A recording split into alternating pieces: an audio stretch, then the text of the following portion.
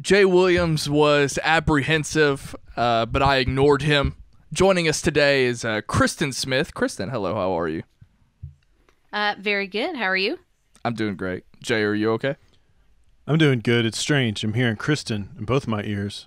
I'm hearing you in one ear The and me setup, in the other. The setup is fantastic. You like this? Kristen, I wish you could see what's going on here. We're in Jay's office. I'm sitting on a love seat. It looks like office. a giant piece of poop. It does. But this is the couch I'm familiar with. There's much less dog hair on That's here. right. So anyway, Jay... It's not going to be in here for long. It's going to leave. It's too big. I hate that idea. So guys that are listening, just be aware Jay might be throwing shade at Kristen the entire show. Really I'm going don't to care try for my her. best not to call Kristen Christian. It'll happen. It happens on the MTS page about every other day. Yeah, I've almost said it twice already since we've been recording. But anyway, enough. I don't want to do anything. I don't want to do any formalities. I want this to be breezy. I want it to be the After Schmoe that everyone came here to listen to. So we're going to do rapid fire formalities. This is a quick segment, real quick. We're going to get to the bottom of Kristen Smith real quick. Because, Jay, I'll be honest, one day Kristen Smith just appeared for me. Oh, yeah? Just one day. Isn't that kind of how I was to all of Schmoeville? Yeah. So let's do rapid fire. Maybe we can go back and forth and ask Kristen some questions and let everybody in on what's going on. Does that work? Let's do it. Kristen Smith, how long you been a fan of Schmoes? Couple years. I don't remember the exact day. I was watching their reviews before I watched anything else, and then one day I just decided to turn on the live show, and the rest is history. Is it my turn now? Yeah. What pair of Yeezys that Finstock owns is your favorite pair? 5. I don't know. 4. The answer is turtle doves. Is that a thing? Turtle doves? Well, yeah. I definitely would not have got that. Okay. At all. How dare you? Let me ask a better question. How long have you been admin? Oh, geez. Like 6 months. Not very long. See, that's... One day she just popped up. It was, I think I first started talking to you when you needed me to give the Brett to the Future of the week. And then all of a sudden it was Kristen Smith was everywhere. And I'm like, this girl right here, or lady, excuse me. I don't want to call you a girl if you're uncomfortable with that. No, This do whatever lady, you want. this Someone lady call loves them Schmoes. And that hey, I'm not saying there aren't women in Schmoeville, but they're few and far between. You just mean in general. Yeah, it's Okay. mostly a male fan base. You mean females. And I was, this was refreshing, Kristen Smith. Okay. So anyway, I'm out of questions. Can I throw one more out there? Absolutely. We all know, well, if you're in Schmoeville, hopefully everyone listening is in Schmoeville, but everybody knows that Kristen Smith is just a massive Brett Sheridan fan like we are. Yeah. My question to you, Kristen, the first time you saw Brett Sheridan, how old did you think he was? Oh, that's terrible. Why would you do that to me? I have a great working relationship with Brett. It's You're only trying to get me terrible in if your trouble. answer is terrible. Yeah, if you're like 79. If your answer... He was a cool, crisp 28. Right? I thought he was like in his early 30s. Like I thought he might have been one of the... I thought like... for sure he was younger I thought than like Christian. 30s, but yeah, that's probably fair. Ryan, how old did you think he was? Do we actually know his age? Kristen, how old is he? Isn't he almost 50? You don't ask people their ages. It's just rude. I thought he's closer to like Roka and Ken's age. I don't know. He's about got that. a kid who's like 8 or 9 years old. But to be fair, like, so could someone like Mark, and he's 36. I mean, Jay could have a kid that's 8. Right. We are from Kentucky after all. We marry when we're young. Is it cold up there in Michigan? Today, actually, yeah. I'll be in Michigan in like 3 or 4 weeks. Okay, that's where we have to end the. We've gotten to the point where we're asking about the weather. That's lowest common denominator of conversation. Let's hit the You're theme the song. one that asked. Hit the theme song.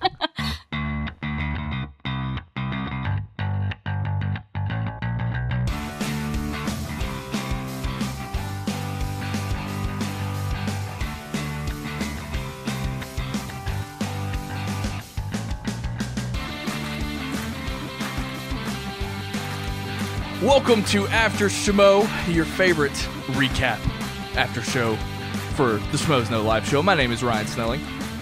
My name is Jaye Williams, and until now, I just realized that we might have competitors. You said favorite. Are there more than one? Favorite. You said your favorite. I've said that After show. before, and it's a joke because we are the only one, as far as I know. Well, there is that one who does the Collider thing. Kristen Smith is joining us. Thank you so much again for hanging out here. Jay, you brought up our listeners being in Schmoeville. I did. Guys, to the people who are still tweeting me about things that have to do with me and Brian Davids, President is now Donald Trump, and McGregor just lost to Mayweather, in case you have not been following anything going on in the world the past 6 months. Did that or so. actually happen? Yeah, Recently? it happens every now and then. They'll Oh, say, who are you still upholding that bet between you? Talking about, we made a bet who would make more money at the box office, Kingsman 2 or Blade Runner, and someone tweeted me the other day, and I've gotten like 3 of those since you've been co-host of After Schmoe. Kristen, did you watch McGregor Mayweather? No, the answer is no. Why not? I don't enjoy watching people beat each other up. I got enough of that in like high school and stuff. Well, to be fair, no one really actually beat each other up in that fight. It was actually pretty light, but it was entertaining. I figured we would have gotten you excited though, because there was a lot on the line. Or do you not care if me and Jay go to California? No, not particularly. You okay? You don't want to see us on the live show? No, that would be awesome though. Like I could see you guys getting regulated to like that couch, but not the one that's like up front with the camera. The one that's like behind the wangers that like sometimes RB3 gets put at. That's like you guys would be like way back there. Knowing us, we'd have to be sitting in the shadows with Max. Or in another room with Cal. She's talking about the couch that actually reveals that Finstock is going to be on the show in an hour because he's just sitting back there texting. Well, we have a place at the table, okay? Mark Fernandez, fire up the jet, even though we didn't win the bet. I'm trying to figure out another word that rhymes. We gotta do something else. If I was invited to the live show and I didn't get to sit at the main table, I would quit After Schmoe. Okay, so I'd love to go to L.A. Kristen, have you ever been to L.A. before? Yeah, of course. Oh, wow. Okay. What do you mean, of course? I've how never would we been. go? I would love Who to go. hasn't been to LA? We You haven't. guys haven't? I've been in you're Northern missing out. It's a California. great location. Yeah, I'm sure. I've heard a lot about it. You know, ever since I've been listening to podcasts, I feel like I know my way around L.A., whether it's listening to a Joe Rogan or a Mark Maron or Fighter and the Kid, and now Schmoes Know and Collider stuff. Yeah. Like, I feel like I can close my eyes and walk around Burbank. They got that Chili's right around the corner near an AMC theater. And now we know 7-Eleven? Yeah, 7-Elevens. We know that they're kind of a ways away from a hospital now. More on that later. Did you? Oh yeah, that's right. Have you ever looked up on Google Maps where Collider Studio actually is? No, I'm not a stalker. Are you guys stalkers? I've done that. Yeah, I've done it. Will you tell? I think you might have addressed this, but for anybody that's listening that's new, will you tell them how you think you found exactly where it was? It was the picture of Christian grilling that chicken. I looked. You think you found the alleyway? Well, no. Okay, so here was my deduction, and here I am going to publicly spoil. Now everyone's going to know. I looked at the picture of Christian. Here we go. Yeah. I looked That's at the one. Yeah. I looked at the picture of Christian grilling that chicken on Instagram from like last summer. Maybe it was the summer before that. I don't know. How long have I been doing this show? It was during the It definitely wasn't this past summer. It was during the Paul Wolf days. Anyway, I looked at that picture and I was like, look, he's in this back alleyway and behind him is this freeway. But I also know, because I can hear a train driving by sometimes in their shows. So I'm thinking, okay, there's got to be an intersection with a freeway, like an episode of CSI, and a railroad. So I go to Google Maps, I look up Burbank, I follow the railroad until I see it intersect with the freeway, and there was like 3 possibilities. And so I kept zooming and zooming around, and I found the exact location where Christian is cooking that chicken. just doesn't have Christian in the picture. And what would you have done if that was the Google Maps picture of him squatted down like that? And then I looked in the same building just to double check. I looked in the parking lot and I could see Ellis's Ford Fusion, which I know that he actually has, having seen him do stand-up. Were our shirts in the back seat? No. Okay. So for anybody who's curious on where to look up Collider Studio, we're gonna get in so much trouble for this. Why would you give people an idea? If I could, I think people know where it is. But anyway, so Kristen didn't see McGregor Mayweather. It's okay because we're not going to get to go to LA now. Well, Christian, we had this quote unquote bet that he should have upholded. I offered to lick my dog's bald back and send him a picture. He didn't want to take me up on that. Look, he called it child's play. He was flaunting it. He was flaunting like that he wasn't watching the fight. He wasn't going to watch that trash. I think he retweeted something. Steve Stanton, is that his name? Steven Stanton. Steven Stanton. Plays Admiral Radis. Admiral Radis liked one of my tweets, which is hilarious. I have Christian to thank for that. But then the next day, even though he wasn't going to watch that trash, he felt like rubbing it in my face. He DM'd me and said, well, someone's awful quiet. And I was like, what do you want me to say? There's nothing to say. Yeah. And we enjoyed the fight. You and I enjoyed it. You never watched a boxing match before. That's not true. Okay. I've seen boxing. I don't keep up with boxing. Rocky doesn't count. I was also high. Okay. Well, you're not supposed to say that on air. But regardless, Christian didn't think it was a good fight. He was like, well, you guys must have been watching something different. It's ridiculous. Why is he so sour? I don't think Kristen cares. I know, but this is more for the fans who've been keeping up with the bet. I wanted to talk to Kristen about, because I don't know if it was this past week or last week. I didn't realize, and I would love, Kristen is an admin of the Schmoeville Facebook group, for those of you who aren't in the group. Tell me what happened with Leanne Lecoulter, because she is the queen of Schmoeville. She was running the Facebook page. She's been on our show. Not with Jay, but she appeared on our show. She popped up twice. She popped up in a history lesson. And a history lesson as well. So, but anyway, I just noticed that she's no longer as active in the page, I should say. So I would love to hear what went on. If you could enlighten us, please. Well, she's just been, she was really busy with work all of last year. And she's got... everyone's got a stressful job, but hers is very time consuming. I'll keep her privacy, intact. But she just had been kind of stepping away from the page for a while and had left it to the rest of us to kind of run while she was busy. And then, during the summer, she thought she'd have time and she didn't end up having time. So she decided that it made more sense to have someone who was more active kind of run the page. And now we're stuck with Rasika. He's great. Rasika's great. He makes me laugh a lot. That's nice. He constantly likes to poke at me for my opinion on Westworld and Twin Peaks, which I think is hilarious. Yeah. And I always respond with the same thing in all caps, Rasika. And that's how it goes. Let me just say this. I can understand that, her wanting to step away. It's a lot of stuff going on. Like, it's not just, it's not the Sight and Sound Facebook group where we just kind of pop in every now and then. Well, see, that's run really, really well. And that's what I wanted to talk to you about again, because, I don't mean, forgive me if this sounds like demeaning, or that's not how I want it to come across at all. I want to know, like, is it actually challenging?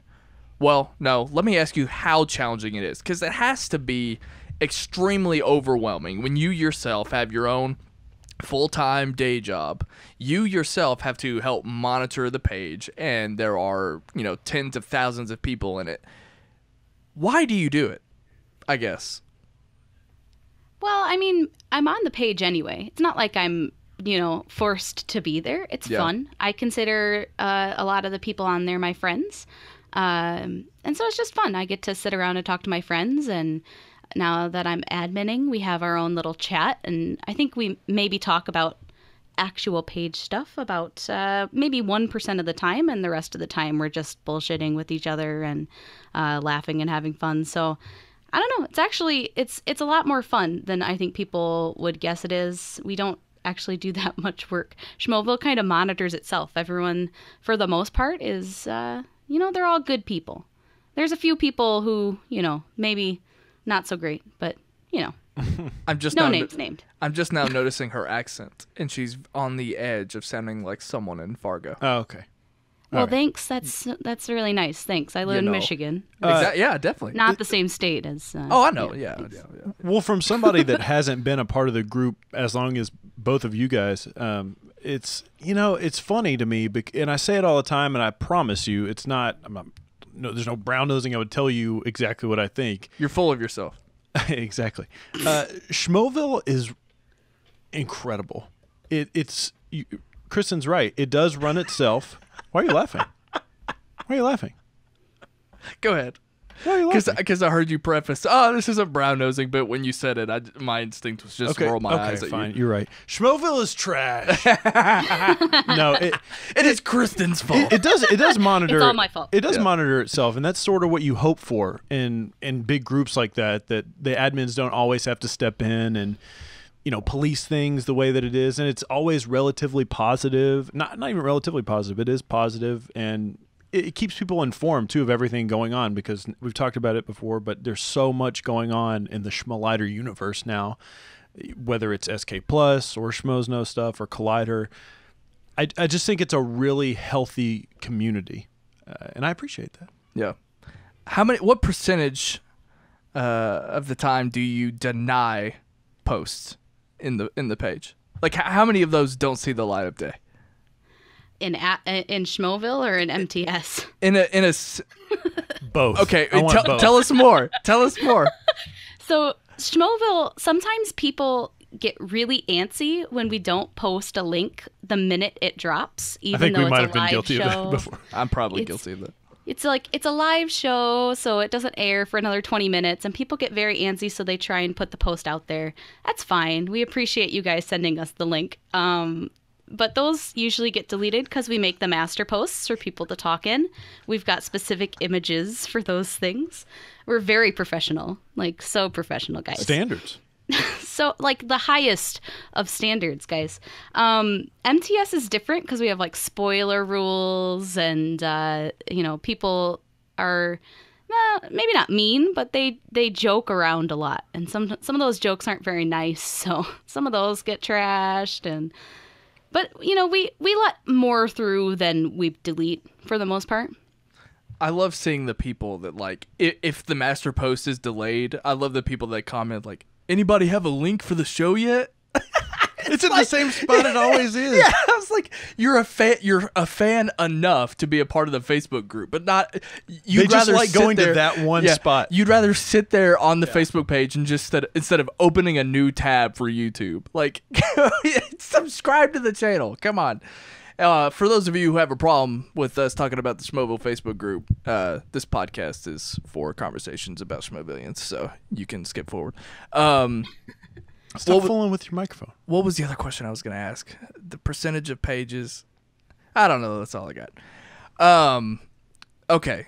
I want you to have an opportunity here, because this is the first time that we've ever podcasted. This is the first time you've been on the Schmoeville podcast.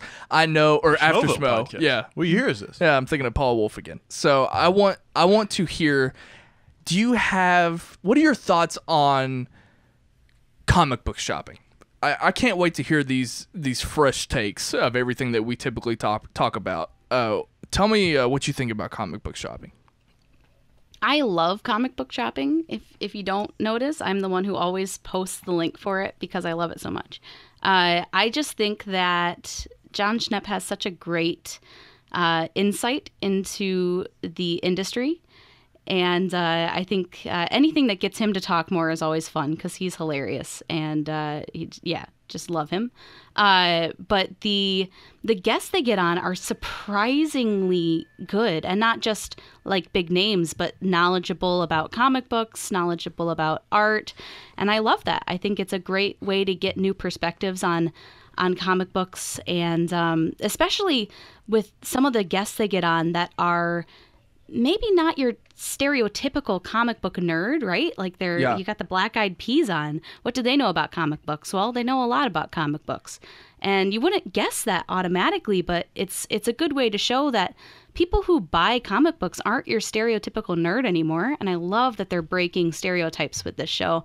It's just so much fun, and I just wish I had money so that I could buy more comic books. That's the only thing I don't like about the show. That's true, because we talked about it before. It's one of my favorite things watching Collider. I love the educational aspects. So when I listen to What's the Deal with Canon, it always makes me want to go out and check out the new Star Wars canon book. Same with Heroes, the Wednesday pull list, all of that. It just makes me want to spend money. And that's actually something that they can offer, whereas like something like TV Talk and Movie Talk don't offer that as much. What did you think of this past week's episode with Giacchino? This one was really cool. Giacchino, he's made some of my favorite scores, and so just hearing him talk about those movies, and then also like his fandom and why he's kind of working on the stuff he's working on, it was just so much fun. I mean, it's just hearing like these different perspectives. It's an interview in a comic book shop about like this person, and it's just like so broken down and awesome, and like you would never get these people to talk about what they're talking about in any normal interview. It almost seemed like they forgot that they were supposed to be shopping for comic books for a second, because they spent so long in his career before Schnepp turned around and was like, oh yeah, let's go do the comic book thing. Jaye Williams, what did you think of? I'll tell you what's hilarious about it is... I didn't want to answer that question. Okay. Kristen actually brings up a really good point about bringing people into comic book shopping that Schmoevillians, or just Collider people in general that watch Collider content, might not be as familiar with. And I think that's important. I think it's important to bring in just a rotating cast of characters and whatnot. Not that they're frequent, the Black Eyed Peas aren't on Movie Talk all the time, but regardless. I wish. I think that is important, and you're right. They are getting some really, really, really good and surprising guests. And Michael Giacchino, I say Giacchino, you guys were saying Giacchino. I don't know what happened to that other syllable there, but regardless, I'll tell you what I thought. You need to check out the pronunciation of the week. I don't believe in that. Anyways, Giacchino, the funny thing about him, I said to my girlfriend Kayla, we just finished. Well, she watched Lost for the first time ever, and I finished it for like the 300th time. And she goes, "Oh, Michael Giacchino, isn't that the Lost music guy?" And I was like, "Yes, it is, but he's also." Wait, she said that when she saw comic book shopping. She saw that he was on there. It would be okay. The way you set up the story, I thought you were saying that she was watching Lost and then deduced that Michael Giacchino was the Lost composer, and I would have been like, yes, yeah, dumbass. Yes. So she saw the thumbnail and was like, Michael Giacchino, isn't that the guy from Lost? And I was like, well, yeah, but he's been in he's done a lot of work, but I actually didn't get a chance to watch the episode yet this week. I'm excited to see it. We announced last week that it was going to be Todd McFarlane on this week. So I don't know when that episode's going to come out. We thought it was Rooker that was next. That's right. Rooker and Todd McFarlane, neither have been seen. I had no idea Michael Giacchino have so many on deck here. I know. Okay. So I mean, I guess the question is, does Michael Giacchino just live right down the street? I think so. I think he does must too. live 3 blocks away. I thought he was like Sherman Oaks. I thought he was like Italian or something. I'm sure he is, Jay. I know, but I thought he was actually from Italy. Michael Giacchino. John Campea is Italian. Did you know that? I thought he was Canadian. I thought it was like Argentinian. Campea? Campea, yeah. I don't understand JTE being from Ecuador. I can't figure that out. Anyway. My thoughts on comic book shopping. Look, you messaged me. I had just woken up. You messaged me, told me that Giacchino was on the episode. I had to check my spelling a few times. I was on that text message. Absolutely thrilled, because Jade knows this. If anybody knows me, I am a J.J. Abrams, Bad Robot, Damon Lindelof. I mean, It's my favorite production company. I am a fanboy of that company and any project that might be loosely involved with it. Anyone who might loosely work on any of their projects. Giacchino is obviously all over Lost. Super 8, which is one of my favorite movies. Both Star Treks and JJ directed. All that stuff. Rogue One. It goes without saying. Well, that's not bad, but yeah, okay. Okay. I see what you're doing there. Yeah, but anyway, Giacchino, I freaked out because that was the most Snelling guest that Schnepp has had. Even probably more so than Black Eyed Peas. Mike Shinoda, maybe. Mike Shinoda and Michael Giacchino have been the most Snelling guests, so I loved it. Seeing him in that environment, because I've pretty much only seen him compose music and talking to Damon and Carlton of Lost. So seeing him in that involvement, he is literally just like JJ, just like Damon. I love listening to them talk about their fandoms and had you ever seen him before? Had you ever seen what he looks like before? Well, of course. I'd never seen him. Who knew that's what composers look like? They look like everybody else. Thought he was going to be like You've seen what RB3 looks like. He's a composer. That's true. He makes music. I'm a composer. Okay, Jesus Christ. Anyway, so look, obviously I was naturally attracted to this episode from the beginning, but it was just a whole lot of fun. And yeah, always great with comic book shopping. Let's real quick, I want to touch on before I forget, because I've been meaning to bring this up ever since they started promoting it. I do want to talk just real quickly about this live event that they did, this Jurassic Park live event at the movie theater. I forget what it's called. It's called the Archon, the Arclight. Arclight. The Arclight. I don't know anything about that, but regardless, they did this live event sort of thing at Comic-Con, and we talked about it, how much of a hit it was, how exciting and interesting. I would have liked to have seen some footage from this event. I would have liked to have seen this. How do you know it's not Saturdays behind the scenes? It very well could be, and it probably is. But I don't have that knowledge right now. I mean, I know Thad was there. That's true. Wait, Thad's an editor. Perry was there. What about that one guy? Frank? Is that the guy that films all this shit? I don't know. Okay. I don't know what that guy's name is. But regardless, I like this idea. I like this idea of live events. And obviously, I don't see them going on tour anytime soon. So the likelihood of them coming to Michigan or Kentucky is probably not going to happen. But they do have that private jet. So fire it up. Let's get on tour. Do you like this, Ryan? Do you like this idea of these live events? Can you see them doing more of this in the future?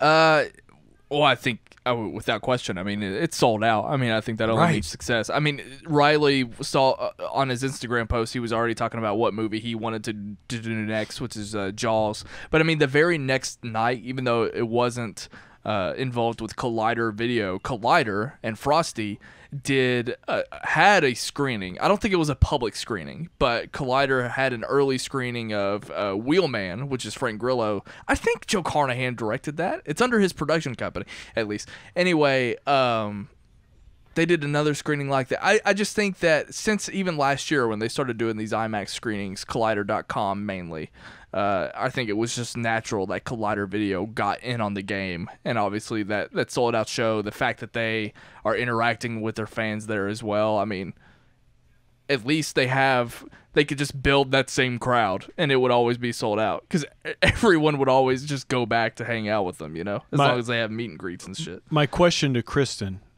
is just put yourself there. You just finished watching Jurassic Park, you know, clever girl, hello. Clever dog. We're very familiar with dogs barking in the background. Who do you think stole the show in that environment? Who was thriving? Was it a Mark? Was he in performance mode? Was it Perry? Who do you think stole the show in a Collider live setting like that? I mean, Perry loves Jurassic Park so much, it's hard to imagine that anyone else would have kind of shown more at that instance. But, I mean, Reilly was there too. And Reilly's always really good for that kind of thing. But no, I mean, it could have been anyone. Jeez, I saw pictures and, like, they had, like, people who were in Collider and they were just kind of, like, sitting off to the side. I don't even know that they were, like, on the main stage talking. So it was a star-studded event. Like Thad and Frank. Upset. Yeah. They're stars now, right? Like, everyone loves Thad. Yeah, Dennis going to answer a bunch of questions to people. Was John Roca there? I don't know. I saw a picture of Ellis, And Ellis, the way he was holding the mic and the way he had his arm out. Was he doing stand-up? Yeah. It was like, what's the deal with? He had one of those poses. He So just what's looked the like deal with the Raptors, right? Yeah, he just looked like he was doing stand-up, which is how he takes my phone calls. So I can only imagine that he was sort of hosting that event as well. Yeah, I'm excited to see footage from this thing, and I do hope that they do more. I have to be 100% honest and candid about something, though. When they announced it the day of, when they were like, just a reminder, we're doing this event thing, I thought to myself, I was like, I wonder how many people are going to come out there. I hope it's a good turnout, blah, blah, blah. Then all of a sudden they said, it's sold out. Yeah, so I look like a fucking idiot. Actually, they said it was sold out, and then they kept promoting it. I know. So I was wondering what that was all about. But maybe that was more about the meet and greet. Or maybe just to promote the fact that they're doing them in general, so people are like, I want to get in. And to know that it's sold out, it's a hot ticket, something that you need to be aware of. Fernandez was like, you got to put that card up in front of every single video. Oh, yeah, absolutely. Sold out quick. All right, what we're going to do now, since I'm terrible at keeping up with things in the Schmoes Know podcast network, all those shows, all those great shows, by the way. You can listen to Top 10, Don't Be a Beardo, Schmoedown Rundown, all that great stuff. Sight and Sound on SK+. I figured what we do now is talk to the admin who probably has to listen to all of this. So, Kristen, I would love to hear what you listened to this week on the Schmoes Know podcast feed, and tell me why I should listen. Well, I don't have to listen to any of these. I don't have to listen to yours either. That's true. It's a flourishing callback. I get bored at work, and then I listen to everything. Well, I mean, doesn't Christian pay you to do everything that you do? No. You don't get the checks? No, man. Well, we'll talk to him about that. Do you get the checks? Yeah, from the Disney company. Yeah. Oh, all right. Disney pays us. Oh, well, good for you. Okay. Anyway, trying to buy us a jet. Trying to buy us a private jet. No, okay, so this week I listened to Outlaw Nation this morning. I thought that was fantastic. It had David Griffin on it. And that's like two of the best voices on Collider in one podcast. It's always a joy. Selling me already. One of the best laughs. No. Yeah, and I didn't hear him laugh much. I'm a little disappointed, actually. He's got a wonderful laugh. I agree. My old roommate had a laugh like that. I can't stand it. I hate it. Well, we can't all be Ryan Snelling. That's fair. With your hissy laugh. I have like multiple different laughs. I have like 10 different laughs, Jay. That's only one of them. Anyway, go ahead. I'm sorry to interrupt you with shitty comments. No, they talked about soccer a lot, so obviously you should listen to it for that, because I know how much you really just love soccer, right? Yeah, Roka's a Liverpool fan. We don't talk about that. Griffin is not, so you know. You can listen to him talk. They also talked about comic books, which is awesome. And they talked a lot about The Godfather. I don't even remember how they segued into it. But no, it was just enjoyable to listen to two guys kind of sit down and talk to each other. It was very informal. They kind of just talked about whatever they wanted to talk about. And no, it was a joy. Do you remember how long the episode was? You know what? It was just over an hour. Okay. Right now I'm at like a 7 as to like how much I want to your listen interest to. level. Yeah. Here's my only thing with Outlaw Nation and Roka in general. It's something that I would love to talk to him about. You know, he's got this new gig on Collider, which is amazing. I'm so happy for him. Top 10 is back. That's great as well. Outlaw Nation, I'm just curious to know where that is in his sort of like his priority list. Not because I think it's slipped or anything like that. I'm just curious to know, because now he's probably as busy as he's ever been. Yeah. I would love to know his thought process on putting that show together. Yeah, Kristen, do you have insight as to what, or can you point me in the direction of, do we know what Roka's actual job title is over there?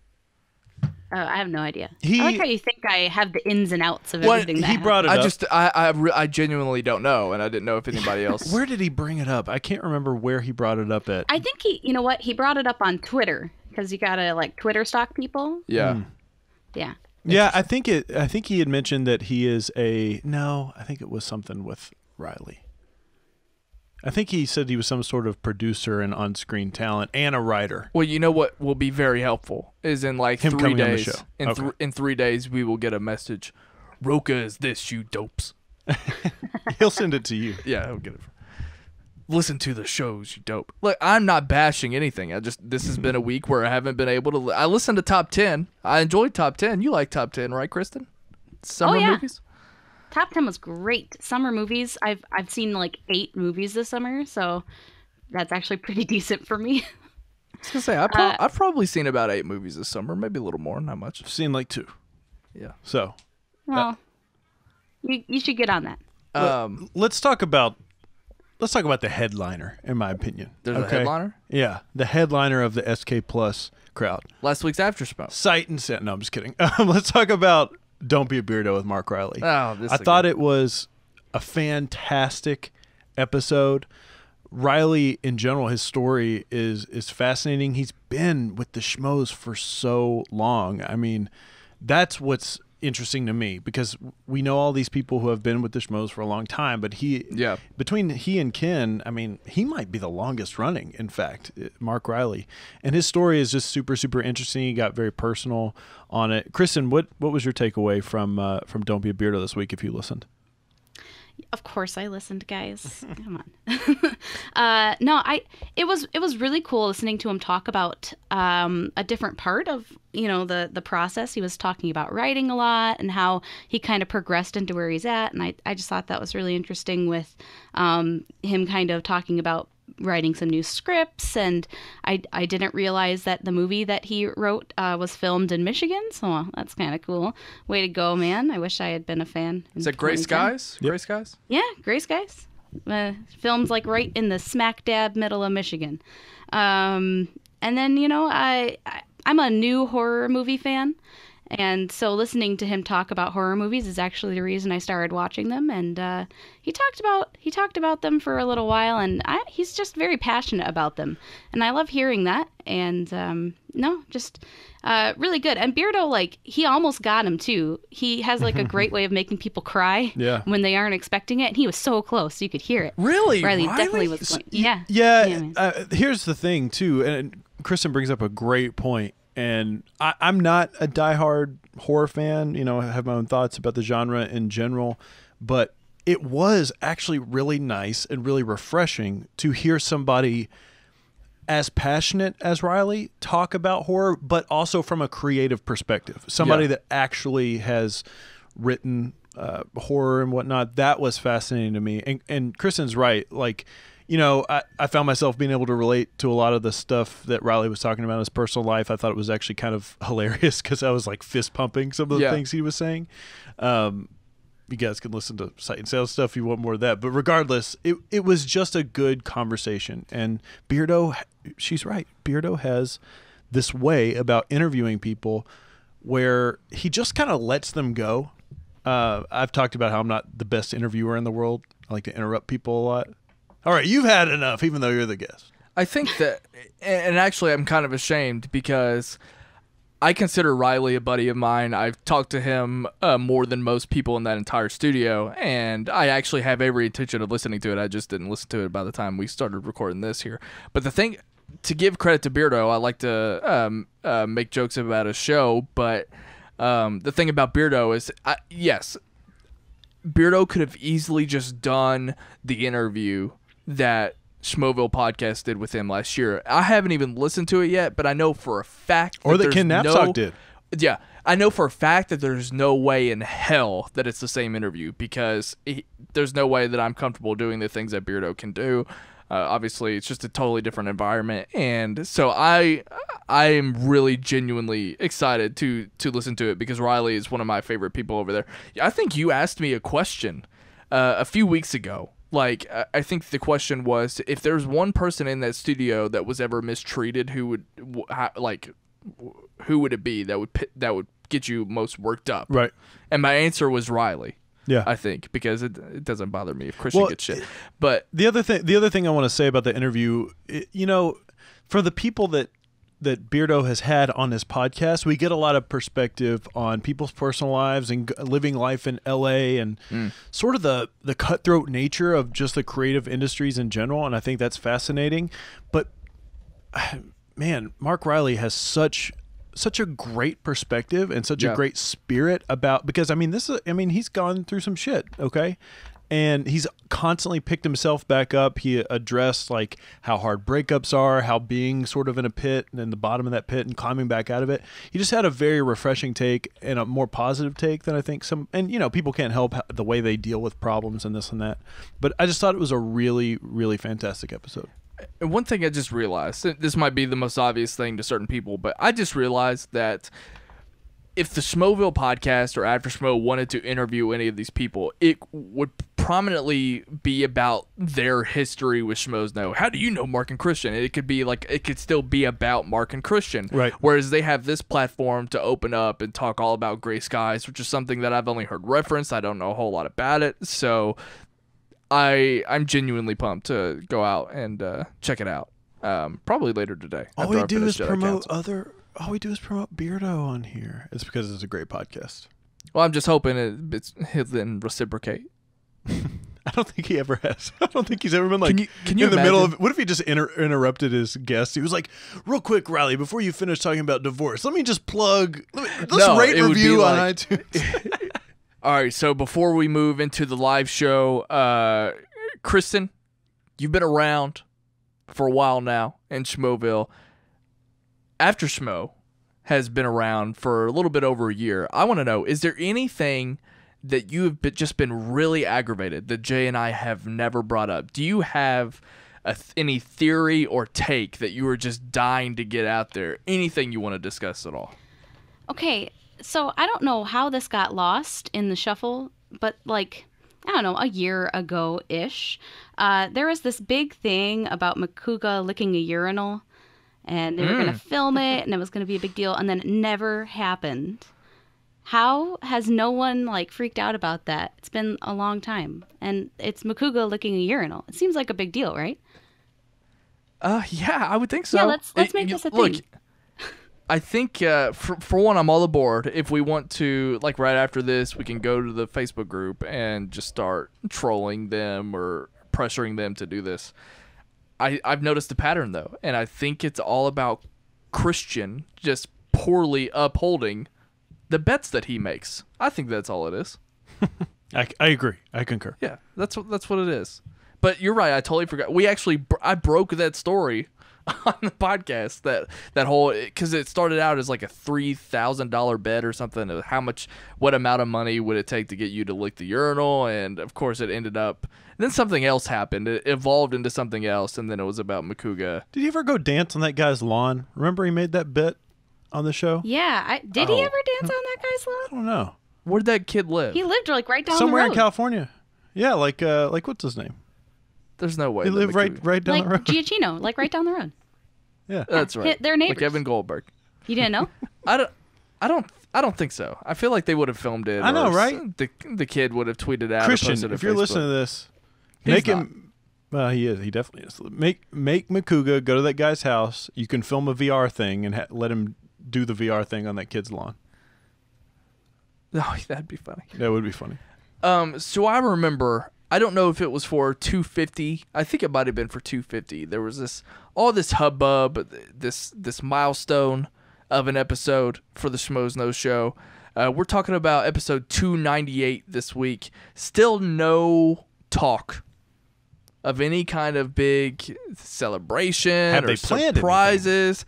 I think they're totally oblivious to this. I don't think they even realize that they're approaching 300. Obviously, that's How absurd. disappointed would you be if it was a 300th episode and it was just like any other episode? It's just another, like, what if they just decided to, well, let's recap Comic-Con again. Would you feel slighted? Would you be like, I do this show every week and they can't even put enough time into planning a 300th episode? Well, not that this would ever happen, but I would be absolutely furious if they did something Right. like recap Comic-Con again. But anyway. They should let us host the show. They should. They were going to let us host that panel that one time, or not you, but me, and but I couldn't make it out. Right. Anyway, we got Actually, no. Well, let's get into your notes first. We have Jaye Williams. Are we doing that? Yeah. Did you forget that we do this? Yeah, that's the thing I do. I got some good notes this week.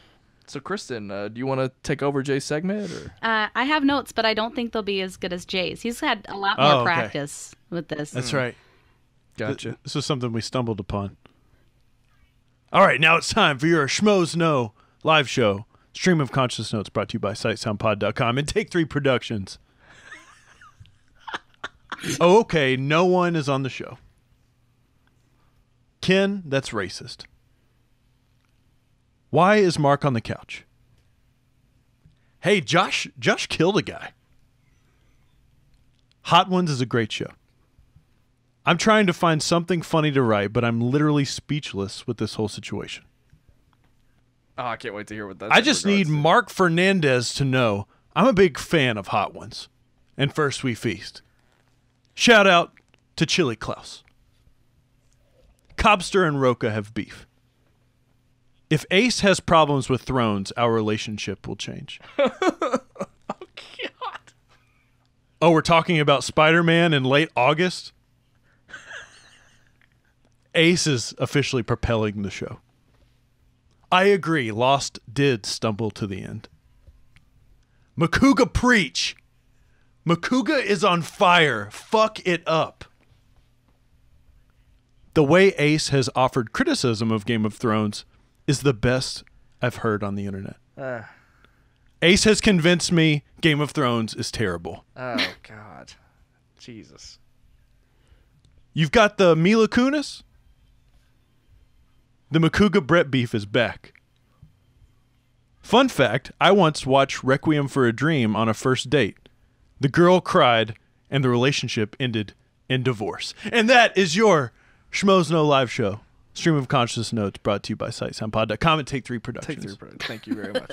So, yeah. Shout out to Kevin DeGraff. The first thing that I wanted to do was make up a joke about Christian, like, oh, if Mark's not going to be on the show, then I'm out too. I can get out of this. But look, is Christian only going to be on the show once a month? Is that an official thing? Look, the only reason why I have no interest in talking about the fact that Christian wasn't there and Mark was on the couch really is because in the past when this has occurred, we have talked about how it brings down the show. Or at least it becomes a different show than what we have come to expect with the Schmoes Know Show. And let me just say that this episode in particular was the exception. Snap zone. Okay. This episode was fucking great. I think what's key to a Schmoes Know Show, if it just flies by, I know that I just had a hell of a great time. And that's exactly what happened here. Ken was hosting, Grace was there, Roca, and Brett. Talk to me about this crew, Kristen. Who do you like? What do you not like? Who gets the boot? What'd you think of this setup here? I liked everyone. I like everyone all the time. I'm the most positive person. That's not true. But I do like everyone. So, no, don't boot anyone. Everyone was fantastic. What would Jay and I have to do right here today on this recording to get you to say anything negative at all about any of our schmoes? Shit, I guess. If they said Lord of the Rings was just the worst thing in the whole world, I probably would. Oh, so it has to. So Jay and I can't. That would actually get you more of a negative reaction to us, probably. So it would have to be something that they do on the show. But Jay and I, we can't bribe you into talking shit about any of these people at all. No, not really. I mean, how much are we talking? Are we talking some money or? How about a free Sight and Sound shirt? Maybe I'll set it up where if Makuga licks a urinal, will you if I continue this campaign of getting Makuga to? Well, I have a question in this area. I guess, Kristen, for you, what is the basis for a successful Schmoes Know live show, and what is the basis for maybe not the strongest live show? Do you ever say to yourself, that one wasn't as great as the other ones are? Yeah, if I see myself looking at the clock and saying, is it, what time is it? Then I know it's not one of their best shows. Because the ones that are really great are the ones where I'm watching it. I think it's been 2 minutes, and I look down and it's 10:15, and they have 30 minutes left of the episode. Right. There haven't been a ton of those this year, so that's good. But I mean, if a segment goes a little bit too long, I feel like that can kind of kill the show a little bit. But no, I think everyone's great. I love everyone. You're doing a great job, guys. This is the most positive After Schmoe you'll ever listen to. Christian can fire us. He can't fire you. That's true. No one can fire me. I don't have a job. I know. That's what we're saying. Right. Neither do we, really. But no, I mean, look, I think everybody can kind of agree that the show is probably at its best when Mark and Christian are there together. And I think even that notion has been accelerated. It's been more than usual just because it's a little bit more rare right now that they're not on the show all the time. Like, what's your opinion on Christian coming back? Was it sort of like a breath of fresh air? Did it seem like new life had been breathed into the show for you? Well, yeah, obviously, because it's Christian's show just as much as it is anyone else's. And you know, when he was gone, it did feel like there was something missing. And you got used to it, but there's some things that he brings to the show that you can't replicate with someone else. It's a Christian Harloff thing. I mean, he brings I don't know, like a sarcastic, chaotic energy, right? Like it's no one else can do that, and I don't think anyone should try and do that either. But no, it definitely feels better when you have like the normal crew on the show. But I don't think anybody tries to replicate it. Yeah, absolutely. When Ken hosts, it's very much Ken's version of the show, and I do like seeing that part of Ken when he's able to kind of be in his element, because that is his element, the broadcasting and that type of show production. But yeah, I don't think there's ever been any kind of case where someone tries to come in and replicate what someone else is doing. Even when Mark was hosting the show, it was his own version of the show. And even Christian would say that. Yeah. Yeah. And I think that Mark probably made decisions that Christian never would have made. Well, he said that on Beardo. Yeah. Right. Absolutely. So, I forgot about that. I listened to it, but I forgot about it. I think it's a horrible sign when you've found yourself anticipating Copster's breaks. That's the tell. That's how you know that, like, maybe the show could be better. Well, look, this episode was different because obviously Mark was on the couch, but also because Brett was at the table, which I celebrated. I celebrated like I had like somebody that played for my high school football team made it on the field of an NFL game. I mean, it was fantastic. I think that was probably the most jarring part of it, was seeing Brett? Mark. No. I think if Brett's been at the table most of when he does Brett to the Future, I mean, it's on the other side. He's been shunned as of late, though. But look, justice for Brett. He had bronchitis. I don't think that's shunning, unless they poisoned him. Do you think Christian poisoned him? He was sniffing Christian's vents. That's how he got bronchitis. Exactly. I mean, Christian's wife poisoned him. Okay, semantic. I'm talking about purposefully. Like Christian poured a little poison in a drink and like slid it to him. Like, here, get off my poison show. the radiator or whatever it was. We need to get our ratings back. Leave the show. Leave the show, Brett. Yeah, leave the show. Brett brings ratings. He's fire. Hang my posters or you can't be on next week. But I think the most jarring part of it was seeing Ellis on the couch. That was just insanely weird. It was also weird to just like not go to Ellis. Like even when we got to the phone calls were about the people at the table, and Ellis was just like, as we know, on standby, just kind of witness everything. So all of that stuff was very, very strange. Kristen, I want to hear your take on this whole Ellis thing, the eating the hot pepper, almost dying, and is it worth it? Is hot sauce really worth it for all of this? What was your take as this kind of unfolded before our eyes? Well, I think that they missed a golden opportunity to do like a PSA about hot sauce. And it's a big deal. Like, Collider cares. Don't abuse hot sauce. No, I mean, Makuga tried to kill Ellis, so what else is there to say? And then he had to make up for it by taking him to the hospital, I guess. It's just, what a mess.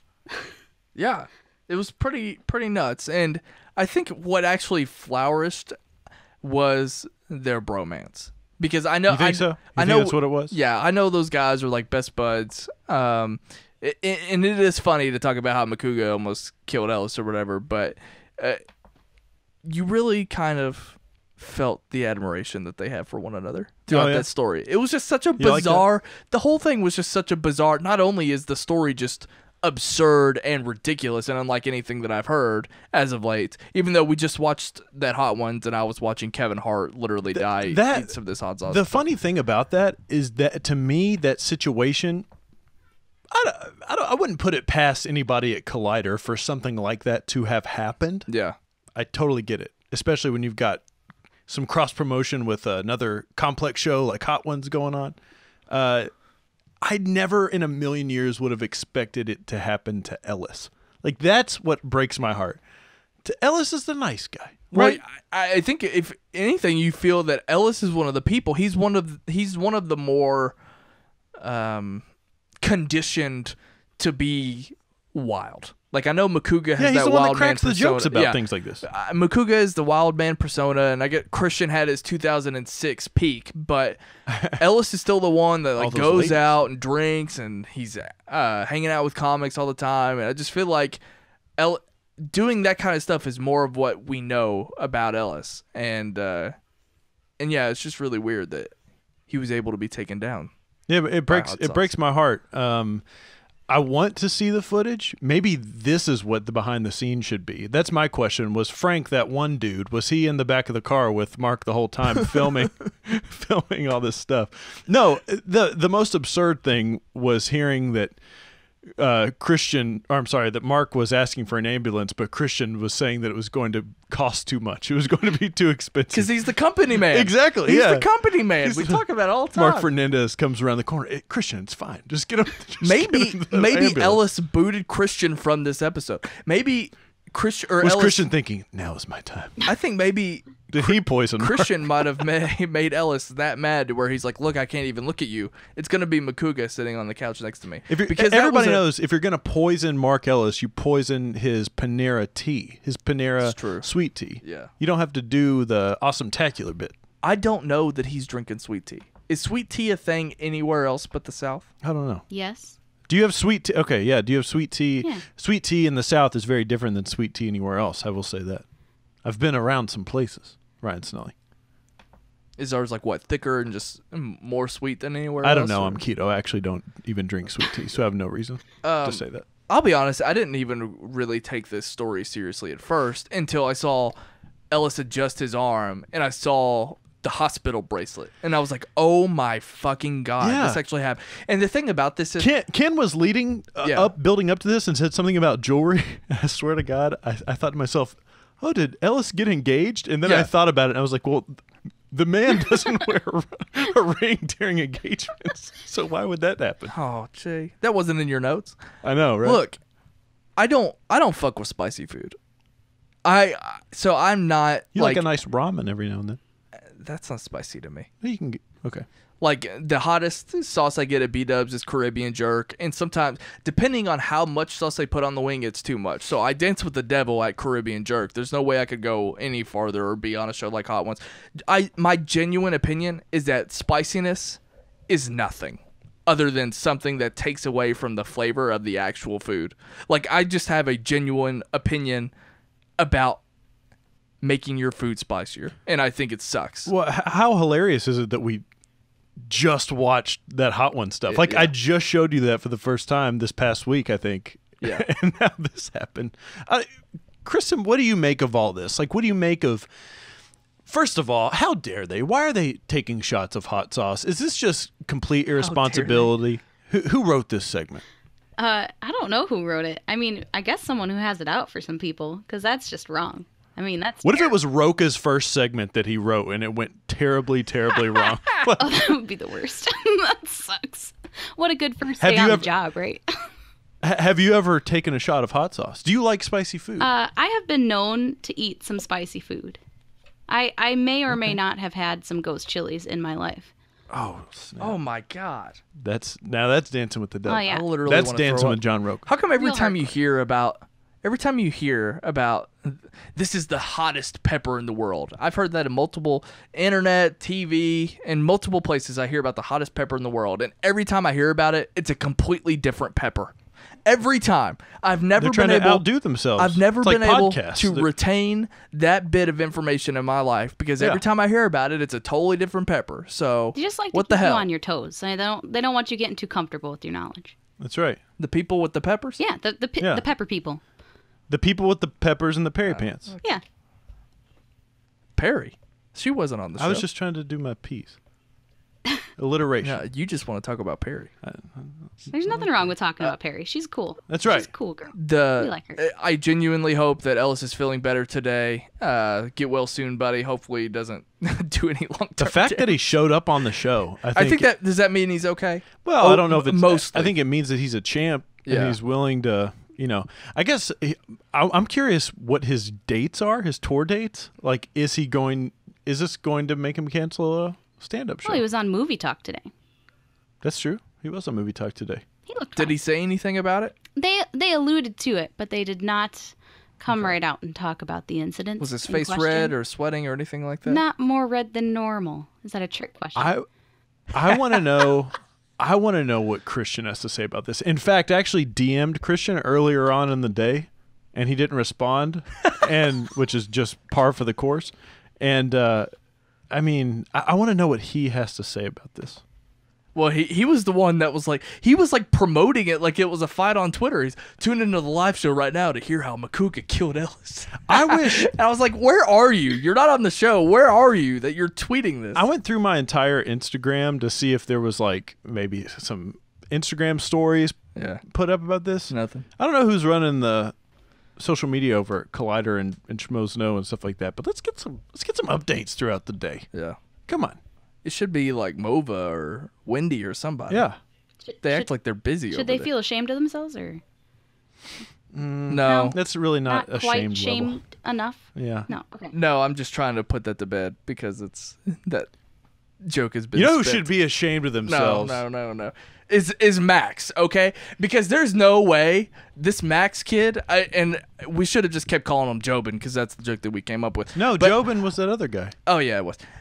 They're all Jobin because I don't think it's like, Jay, have you ever been offered like tickets to a sporting event and you've decided that the view from home is better than going? These seats aren't good enough for me to leave my house. That's how I feel about Max. I genuinely believe that Max would have a better time taking in the Schmoes Know live show if he was at home. Because there's no way he's enjoying not watching the Schmoes Know live show and just observing the live He chat. doesn't even face the desk. Who gave him his directions how to sit? Christian?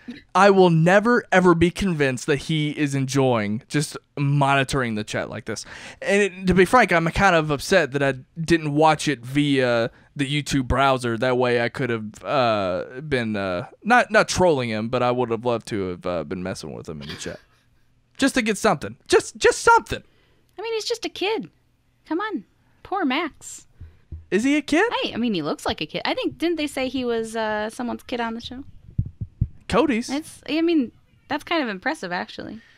For all we know, he's 40, like Roke. Roca and what's his name?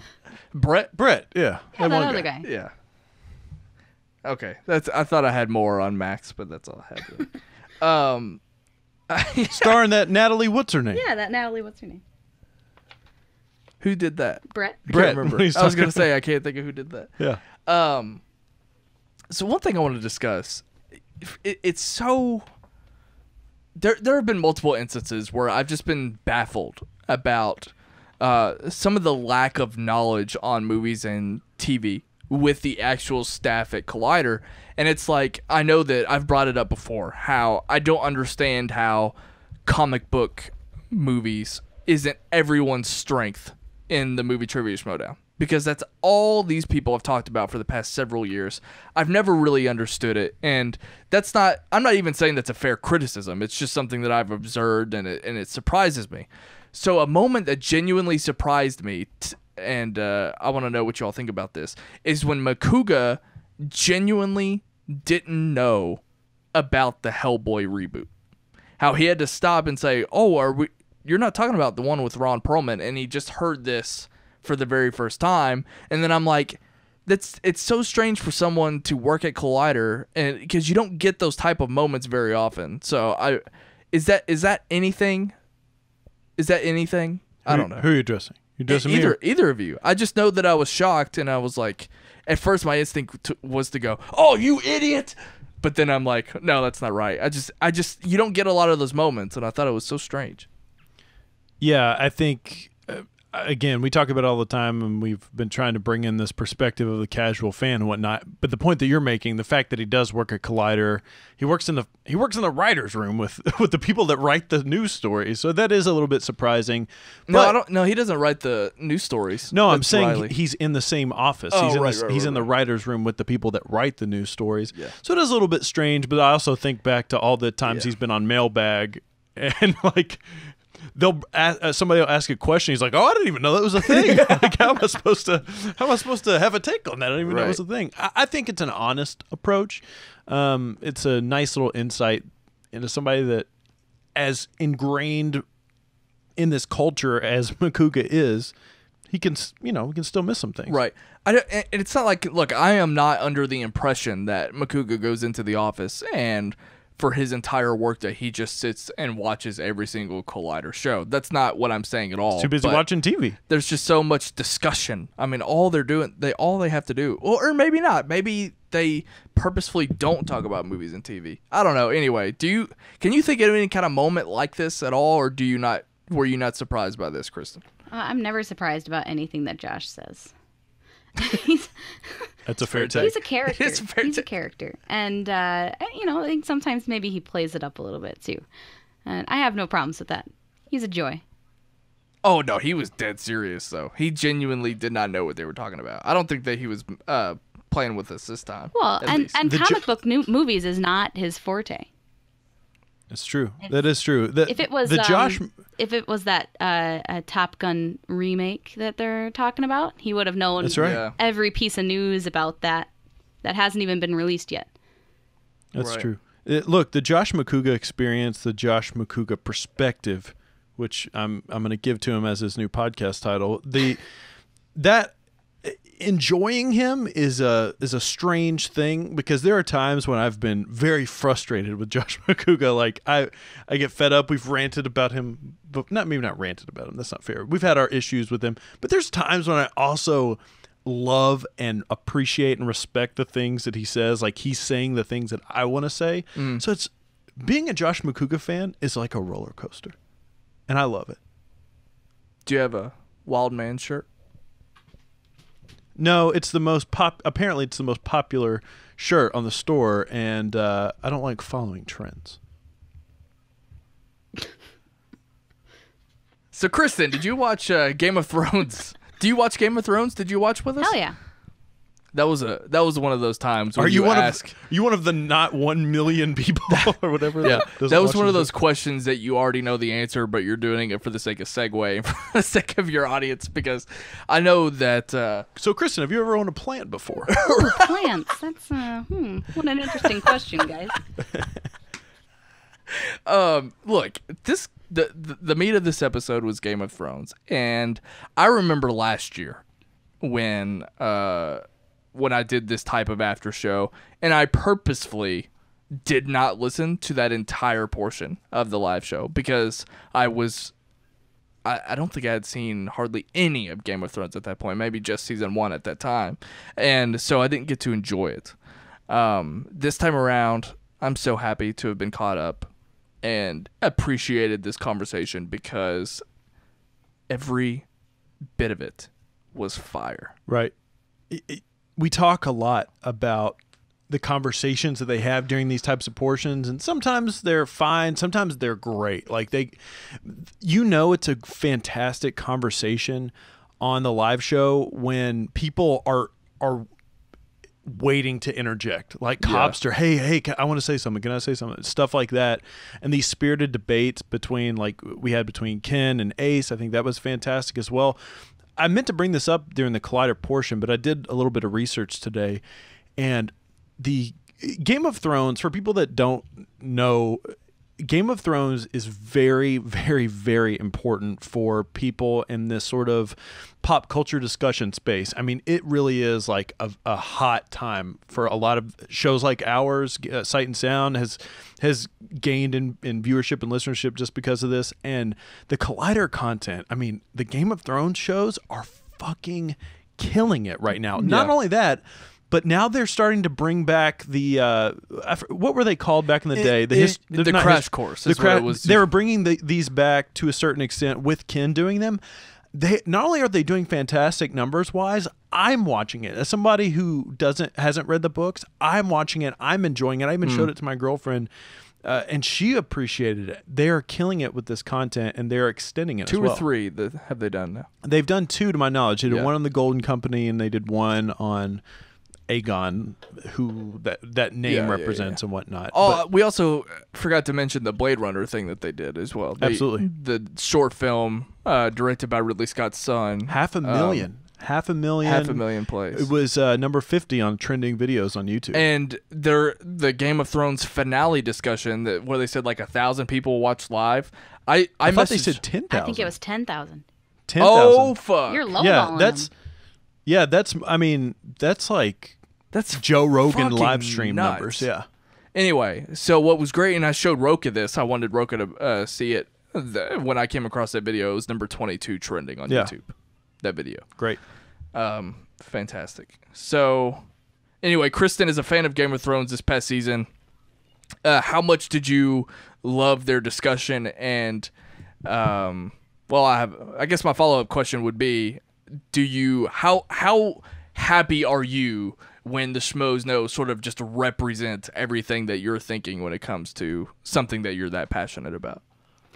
I loved that this episode was mainly Game of Thrones. I'm one of those book readers you guys don't like.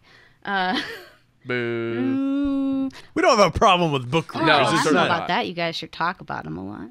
No. We don't have a problem with the book readers. We just have a problem with the perspective that certain book readers have. I have a problem with some of their attitudes, absolutely, but I don't have a problem with someone being a fan of anything and being that passionate about anything. And you've been fantastic. For those that don't know, Kristen is also involved in the Sight and Sound Facebook group, and we have discussions about all that stuff too. You've been an incredible book reader, Game of Thrones fan. Anyway, sorry to interrupt. Go ahead. Well, I'm blushing now. I can't.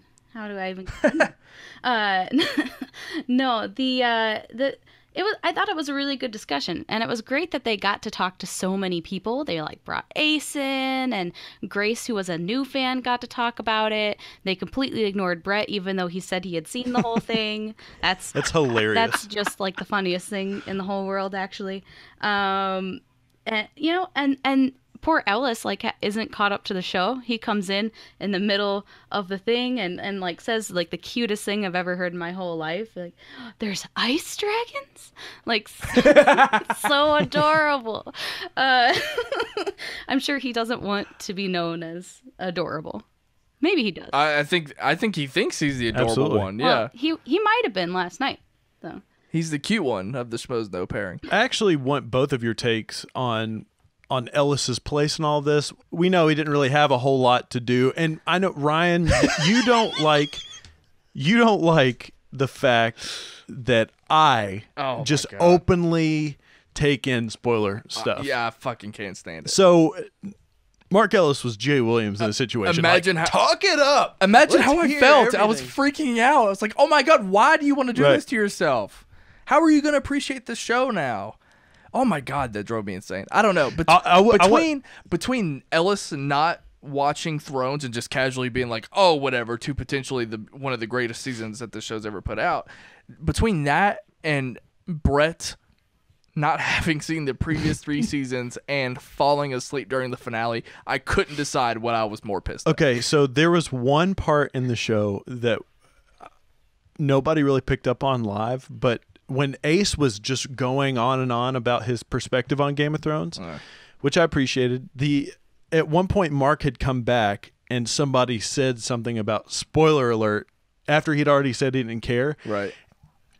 The spirit and soul that left Ace's body Yeah. when he realized that he When had he spoiled apologized. something, was hilarious. Like he was going to get fired on the spot. It was so funny. But then when Mark was like, "No, it's fine," he just instantly came back to life like a White Walker, and continued on. What would have happened had this whole Pepper thing not have taken place? I think Ellis would have been quick and then acted like he was legit pissed off for a moment, and it would have been a really great bit. But was I would he? have loved that. Okay, here's a legitimate question I want both of you guys to answer. One, was a Game of Thrones discussion supposed to be the topic of the show? Because from what I could tell, Mark was supposed to host this episode. But how was Mark going to host the episode if it was going to be a Game of Thrones discussion? Was this an on-the-fly thing? And if not, how the hell was he going to do it? My honest take is that I don't think there's any way in hell that this wasn't already planned. Only because this is obviously the biggest thing as of late. Like, there's no... what else are you going to talk about? It's grain for 2 hours? No. It's no contest. So I think Ellis was going to share that same attitude just having been hosting the show. Or maybe just pass it on to Ken anyways. Yeah. Or Roka. Is that how you take it, Kristen? Yeah, kind of. And it happened last week, too, where the show was supposed to be one thing, and we had an image for a completely different topic than whatever the heck it ended up being. It's true. And, so I think that happens from time to time. But there's no way Ellis would have been able to host a discussion about Game of Thrones when he's not caught up on the season. Oh, certainly. Yeah, I don't think he would have been hosting in the traditional sense, but I think he still would have been present. I think I could have done it. I think I could have hosted a show having not seen something that I do that quite frequently. That's true. Let's talk about last week's Schmoe Down. We don't usually. I don't know. I didn't see there's like 6, 5. I need to do better. What the hell is wrong with you? Okay, let's talk about this. This is something that we should have talked about earlier. This didn't happen during the live show, but Christian Harloff, I think there's some crises over there right now at Collider. Do you watch Inside Schmoe Down, Kristen? What's your vote in that poll? I watch it when it's loaded on YouTube. They post it at 5 p.m. Eastern, when most people leave work, therefore cannot watch it live. And if you listen to the live show, the majority of the people who call in are East Coast. I think they're excluding a large portion of their fan base by putting it at 5 o'clock. Interesting. Yeah. Okay. Well, I never thought of that. I never considered it. We talked about maybe bringing this up, and I guess the only thing I can draw from this whole thing is that maybe the numbers aren't exactly what they would like them to be for the show. And I want to just go back to a previous conversation that we've had in the past, that I don't think any Collider show should ever really be canceled. We've talked about that before. I understand. Well, I think the funnier take, is that you don't think anything on YouTube should be canceled because it just sounds so absurd. Right, exactly. But I do understand the whole idea of like resources and time and all of this stuff. I get all of that. And I also understand of why a show like this needs to exist. One of the most popular shows on the network, right? And it's a show that supplements that content. So you put 2 and 2 together and it should be a successful show. I've also said in the past that any sort of experimental new type of show could also exist in a podcast form. I mean, obviously the Schmoe Down Rundown exists and that is what it is. But, I just hope that this show, the content that it provides is great. I've watched it before in the past. I don't watch it every week. But regardless, I mean, I don't see why a show like that, a call-in show, couldn't exist on Facebook and also as a podcast. I was gonna say, well, that's how it started. Was exactly live on Facebook. And again, like we've said in the past, maybe making it a smaller type of show. I don't know. And look, I'm an outsider to this because I watched the first episode to see what it was, but I haven't watched. So I guess what I'm saying is, and we'll get to the funny part in a second, but you're promoting 2 Schmoedown shows. Two shows about the Schmoedown that you're already promoting. Rundown. That are super inside baseball. Rundown and Inside Schmoedown.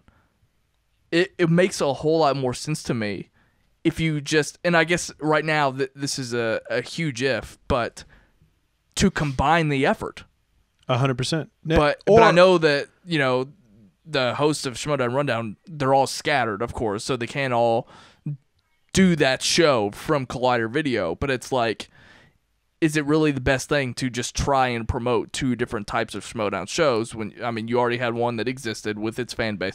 I just think it's kind of like too much. And I think the more that you add shows about the Schmoedown, like, because we jokingly had fun with Christian when he was peeved about you not wanting to take in that part, but it's like you keep stacking the deck on the fans, and it's like you're gonna get to a point where people are gonna be not as involved as you think they should be because you have so much shit for them to watch. Well, I think there's three things to take away. I think you and Kristen are both hitting on something very important. I think the point that she made about when the show comes on air, like just because it's an internet-based show and anybody can watch it at any time doesn't mean that it's going to get the same amount of plays or something like that something else does. I mean, it could get lost in the shuffle. Maybe it does need to be released at a different point in the week. I don't know. I don't see data like that. I don't crunch numbers like that. But you also bring up a good point about things like maybe sort of, I almost said incestuous. That's not the right word. That would be for the Game of Thrones side. We'll get back to Thrones. It might be more, you know, it's just not serving the fan base to have these two types of shows exist like this. I don't necessarily think that's the case. I don't even know if that's the point that you're making, but there's an answer here for this. And I guess my point was that people only love the Schmoedown so much. And it's like when you've already created two additional shows, you've already lost someone like me who loves the Schmoedown, but I don't need to take in any of this extra content for it. I think in the way that I don't take in that kind of extra content for anything else. I think the logic that maybe, and he could correct us, but that Christian might be thinking of, okay, if there's people that just watch the Schmoedown in general and they get hundreds of thousands of plays, that's fine. It is whatever it is. And then you also have however many thousands of people that are in the Facebook group. They are taking time out of their days to actively be a part of that group to go another level deeper. And then you have this other show that's not meeting those numbers. So why isn't it translating? I don't think that just because a show that only exists for the storylines and this and that, that's not a direct representation of, oh, people aren't interested in the storylines. And I think that was sort of, he was having some conversations back and forth with people on Twitter about that. And I don't think that just because people aren't watching the show doesn't mean that they're not interested in the storylines. People are obviously interested in the storylines. Kristen? Ryan? You got anything else? Well, no, I think you guys kind of said everything. No, I think that there are more people that are into the Schmoedown than you think there are, and they're scary. Oh no, I totally scary. get it. I totally get it. I mean, I see what's going on in the Facebook group, and I know that. I mean, that is accidentally kind of like, it's not their flagship show, but it's what I think now carries Collider Video. It's a crossover show. At least it's the gateway. It's gateway that's drug. the show that you tell your friends about, not Collider Movie Talk anymore. Right. It's so anyway, I'm sorry to cut you off. Go ahead. No, I mean, they're just some scary, passionate fans, and what Christian's trying to do is he's trying to treat it like, I mean, a sport is what it is, and he wants it to be like an ESPN network where you have a show, a pregame show, maybe like a pre-Schmoe, but not pre-Schmoedown.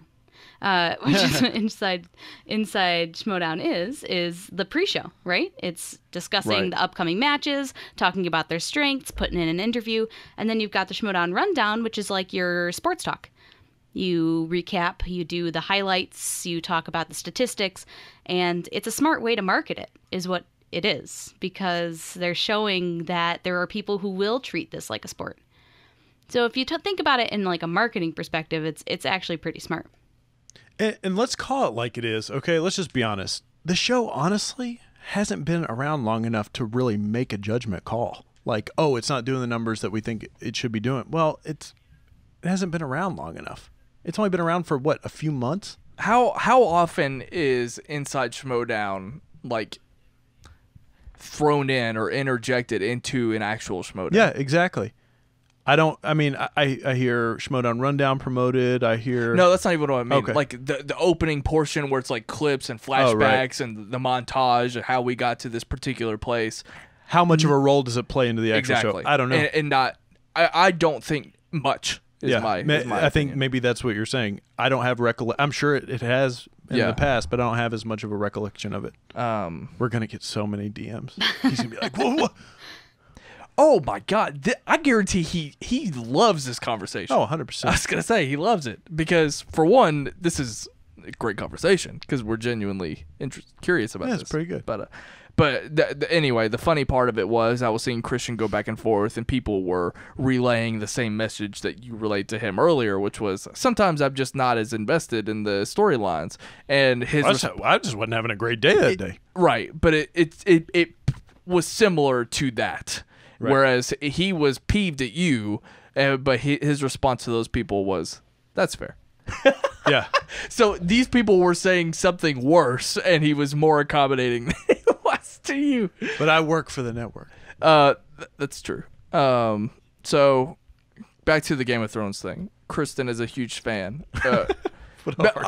I'm just excited. Yeah, forgive me for the harsh transition, but I'm just so excited to be this invested in a discussion that they've had because it was so good.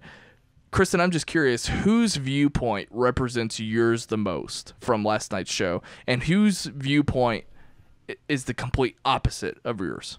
Well, honestly, I think it's Ken's is the most like it because I loved this season so much. And I mean, he's got all the background knowledge and everything like I do, and he doesn't really care that it's kind of diverting from what our expectations are and that it's moving real quickly and all that. And he's just excited that we're getting like the end game, and I love that. The fact that we're like actually like seeing what's happening after the books have come out, like that's like crazy to me, because like I don't know that the books will ever come out. I have a suspicion. We'll just. Yeah, he's gonna die. I mean, well, I don't want to be mean. We're all gonna die. I don't want to jinx it. Is what I don't want to do. I mean, I'll say it and then it'll happen. That's terrible. Now I'll never know what happens in the books. It's fair. No. Well, you've got the show. Well, yeah. Oh, good. I have the show. Hopefully. What do you need a book for? Well, because stuff will be different. Hopefully. Well, that even makes sense. I'm just kidding. No. But no, Ken is awesome, and I think he's got a good perspective on it, and he's kind of maybe not forgiving, but he understands why they're increasing the pace of the show, and it can't be the same thing it was in season 1. It was very small in season 1, and now we're this huge scope with ice dragons and yeah. And then honestly, I think Ace was the person I didn't agree with the most. Which I know you love Ace. Let me actually make a statement about Ace, and this is what's funny to me. Ace and Ace on the Schmoes Know live show last night was essentially Jaye Williams, because he was doing the thing where you never know exactly what he thinks about something. Ace was all he was doing was giving his criticisms of the show, and arguing with people, right? So he was arguing with people, but then at the end he had to make the statement like, I really liked this season. I'm not saying I didn't like it. I'm spending a majority of my time talking about issues that the show had, and that for me is it is refreshing because we can love these properties so much. We can love comic book movies, Star Wars and Game of Thrones and all this stuff, and we can like people are afraid to. I don't know if they're afraid, but I feel like you don't hear it enough. People saying, no, I did have these issues, but it's okay to have issues and still enjoy what you're watching. I had the same issues that Roka had with the Arya and Sansa storyline. I know you did. Yeah. I think that you actually could have ended that sentence early. Not only was Ace essentially Jaye Williams. Okay, we'll see you guys later. No, I don't mean it like that. I know that Ace was essentially Jaye Williams, but Ace was also essential. See what I did there? I cut it off. Essential. Yeah. To the health of that conversation. Essential. Yes. Even shorter of a sentence. Thank you. He was essential to that entire the health of that conversation because I mean, he's been killing it lately. He has been more prominent on the show because we have people like Copster who are so he's a great about Chris Hartwell replacement. Yeah, Copster's so worried about the giveaways and the phone calls, and Cody will never see the light of day because he's stuck behind the TriCaster. It's so funny to me that Copster is incapable of providing a thoughtful conversation because he's too worried about the giveaways. Yeah, thank you. I appreciate that. Yeah. So anyway, but Ace has really just been fantastic lately since he's been on the show more prominent. And again, he was great. To answer my own question, I was more in the camp of I appreciated Makuga's little rant. Oh, 100%. Because Makuga pretty much echoed all of my frustrations with a lot of the fans that I've been feeling. I think he'd been listening to a little bit of some Sight and Sound. Absolutely not. He still hasn't followed me on Twitter. But Ken, what I loved about Ken is that he was also the disciplined fan. He was like, look, I really appreciated his take. I like he loves the show and it's one of his favorite things of all time, but he also knows when to divert from the books and all that kind of stuff. So I really appreciated that. Did I ask you that question, or did you kind of answer it with your take? The question: whose viewpoint echoes yours the most, and whose viewpoint is the opposite? Yeah, I think you asked yourself that question. Did I ask you that question? Oh, well, I think I answered it. Okay, very good. All right. I want to give a shout out to Copster for just randomly defending Lost. It did stumble at the end, though. Ellis trumped his own. I haven't seen this season of Game of Thrones by saying that he never finished Lost. That was almost just as bad. That's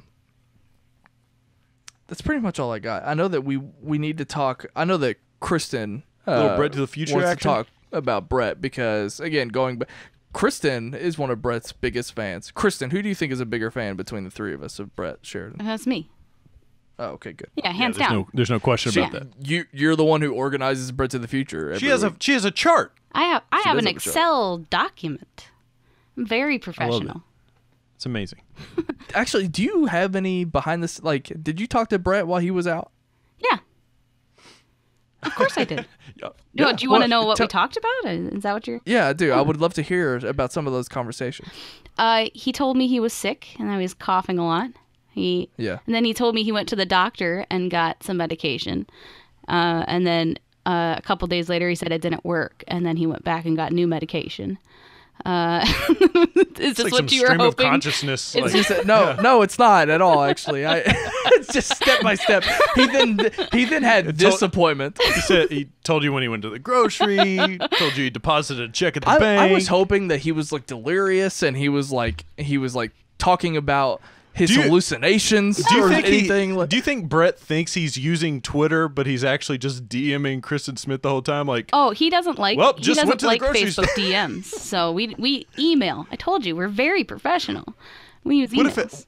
What if all of his like communications he thought that were done in private were all just out in the open on public Twitter? I would love that. I think he could do that, and it could be a great bit actually. Like. It would be hilarious. I talked to him briefly. Took a great poop today. I talked to him briefly, and it was actually like pretty sad because it was a little upsetting because he was like, look, you think when you get bronchitis, you don't think you're gonna be down for the count that long, and he was like, I think it was more of it was like him sort of discovering his own like mortality in a way. Because he said it actually genuinely scares him. What were you doing, recording an episode of Beardo with him? No. I mean, I felt for him. It was like, look, he wants to contribute to society. He thinks it's dumb that bronchitis should take him out. And it's like, look, you get to a certain age and you have to start to... Yeah. There's no way that you can't become more afraid of that type of thing. So anyway, why'd you laugh at that? It was just like, was serious. That was way too serious. That's what I wanted out of Kristen. Christian doesn't want us to be this serious. That's true. No, I did talk to him on Skype once, and every time he laughed, he coughed for about 5 minutes afterwards. So that was pretty sad, actually. I felt really bad for him. That's great. That darn vent dust. I mean, that's just terrible. Right. Hey, smell this vent. I need you to find out this for me. Is Brett invited to Makuga's wedding? I can ask. I'll get right on that, boss. I would love for you. The answer is absolutely not. They hate each other. You let me know, and we'll talk about it on next week's After Schmoe, and get to the bottom of that. My last note here is Ellis being more well-rounded, and I have no idea what that was in reference to. It's something. Oh, he said something about like he said he wanted to be more well-rounded, but I can't remember what it was for. I don't either. Okay. All right. That just great ending. That just petered out. Did we miss anything? I don't think so. That one. It's a long show. That one kid that called in and had nothing to say. What was that about? There was 2 of them. Did you know how that felt? It was Kristen or it was somebody. He's like, I don't even really know what to say. Someone I didn't watch the show live. I caught up today, but someone tagged me last night saying Ryan Snelling must be furious right now, and I was trying to figure out at what point they were I knew it was about the phone calls, but anyway, look, it's not as easy as it looks, is it, Kristen? Hey, you know what? When like the coolest person in the whole world is talking good things about you in front of all your friends, you get a little flustered. Yeah, that's true. I had plenty of questions. I keep wanting to call in because I've asked Brett a million times to talk to Copster about doing another Brett Ace crossover because I want him to watch an anime. Yeah. And he either conveniently forgets or is sick with bronchitis for 2 months. And I was going to ask and I forgot. This is like very important. I want this to happen. So if you're listening, I don't want to Copster and or Ace. They're not. Yeah, they don't listen. Well, they don't listen. There's no way in hell. Shout out to RB3. Sometimes he listens. I don't want to gloss over this point, but did you just refer to Christian Harloff as one of the coolest people in the world? Well, everyone on the live show is one of the coolest people in the world. You see what I'm doing? Like I'm like, they're all gonna love me. That's true. That's right. Then they're gonna hate us. Yeah. You see? What you know what? We're ending the show here, but I do want to acknowledge, because we haven't talked about her at all yet. I want to acknowledge Grace, because I thought Grace, not only I'm starting to like her more and more. I still feel like I don't know a whole lot about her yet. So her appearance on last night's show was great. I thought she hung in there with the boys, and she just continues to shock me, and I don't know why.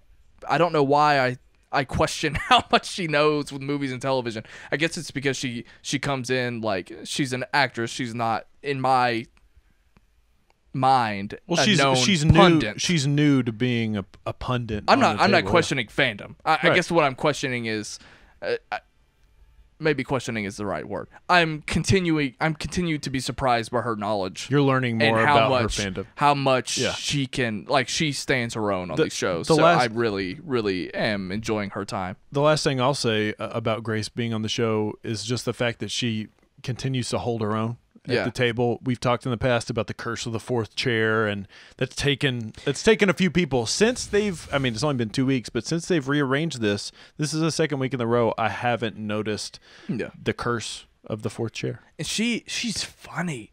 She just has a sense of humor, like the fact that she's very nonchalant. She was cracking up last night. Oh my God, the moment where Ken says they all started cracking up because he's like, "I'll go in there for Friday and I'll get what I need." And then, right.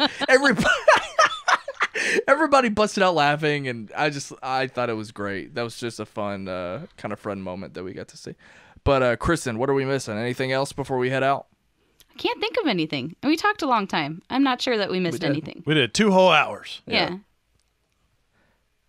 You want to plug some Take 3, Kevin DeGraff? Yeah, Kevin DeGraff. He's fantastic. He's great.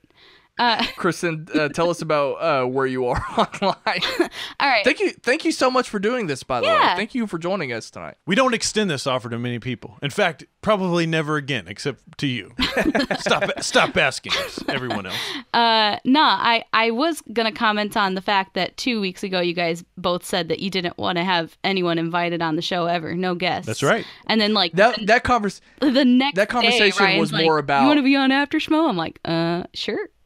Yeah, that conversation was more about feeling obligated to have Schmoes people on our show. And I know that I've been against the whole idea of having a guest because I've been down that road before, but Kristen Smith is just different because we're buddies. Well, yeah. We're buddies. Yeah. And I know that you can hang on Take 3 Yeah, you have experience on air. I don't think it was ever a question, really. Yeah, I was like, I mean, I was basically just like, yeah, Jay, I'm gonna see if she'll do this one day. Yeah, and it was just like and I know that like me and Jay aren't friends anymore. That's fine. Right. We never talk. Terrible. Ever.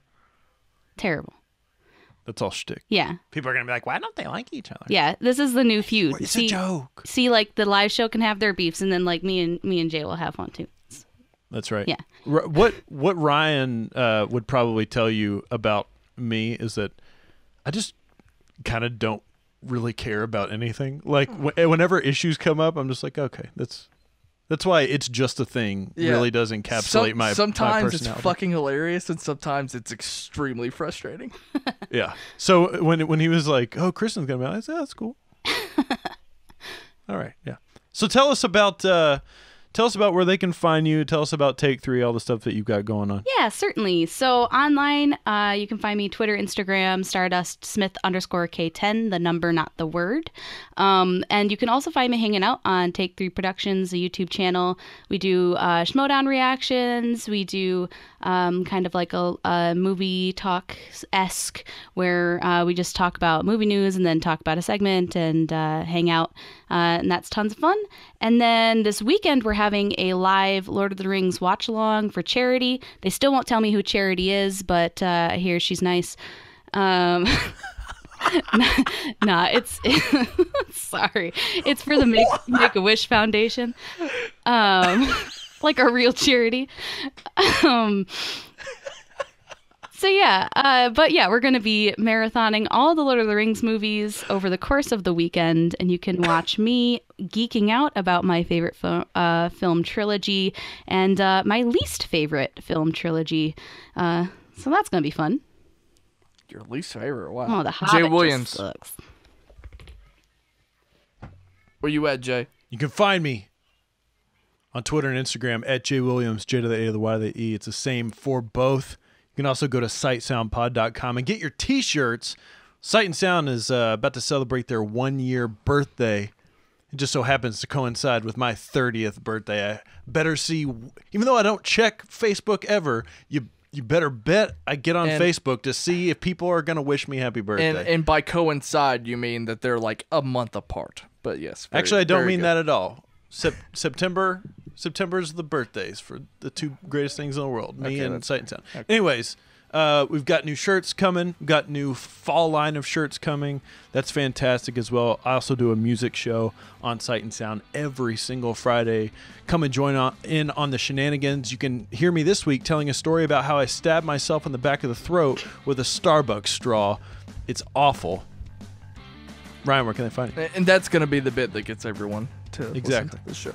You can find me on Twitter and Instagram at WhatUpSnell. And Jay always takes all of our promotions, so I have very little to say. Yeah. Subscribe to the podcast. Subscribe to the Sight and Sound YouTube channel, and join us in the Sight and Sound Facebook group. All of those links are in this very description. Until next week, bye-bye.